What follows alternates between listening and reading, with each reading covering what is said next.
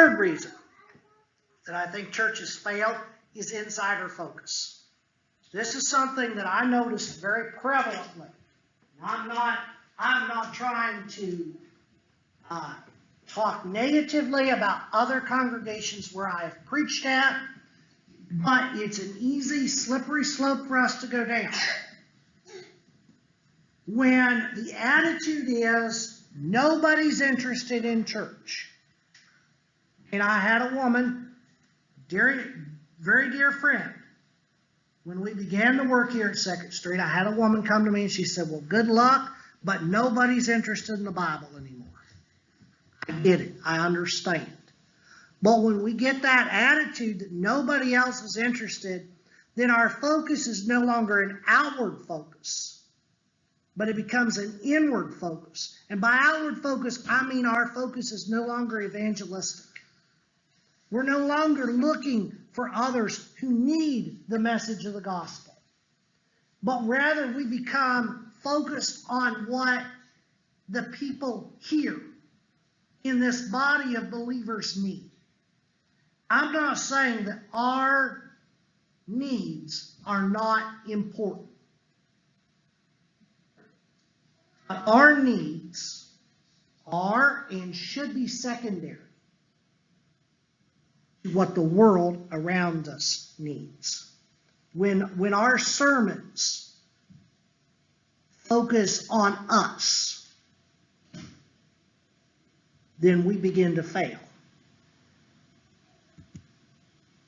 The church's primary job is to seek and to save those that are lost. When Jesus was about to ascend to the Father, after he had died, was buried, and rose from the dead, he left us what we refer to, and we have dubbed the Great Commission. It is a task that is to be done. It's his final instructions. Mark 16, verse 15 puts it this way, and he said to them, go into all the world and proclaim the gospel to the whole of creation. Whoever believes and is baptized will be saved, but whoever does not believe will be condemned. I want you to think about that. That is the primary focus. Jesus is not saying, go home, lock yourselves in an upper room, and talk to each other about how great I was when I was on earth. Because that's what we do, friends. A lot of times we'll close the door to the church and we'll meet inside and we'll talk about how great Jesus is, but we never tell anyone else about it. I think churches fail because of insider focus. It's easy for us to focus only on what Christians need. And I'm not saying that we need to neglect that, because we all have needs that the church needs to meet. Preaching has to meet whoever's in the building on Sunday morning.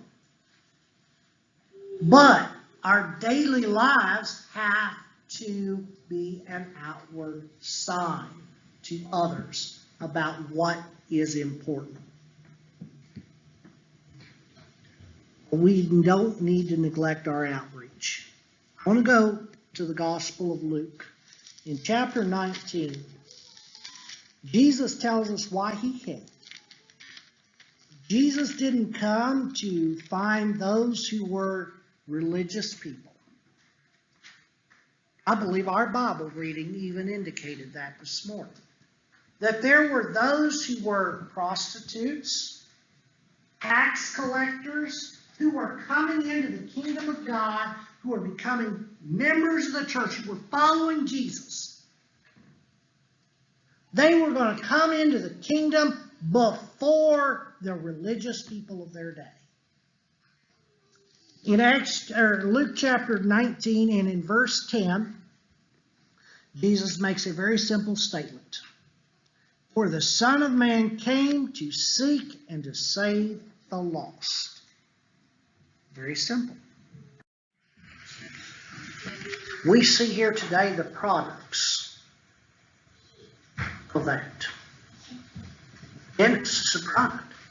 You know, Dennis, your flower in your hair is kind of distracting, but we'll let that go with the kids. The kids are decorating Dennis with flowers in his hair. But I want you to think about that. What if somebody had never said, Dennis, come to church? Whoever did that did a wonderful work.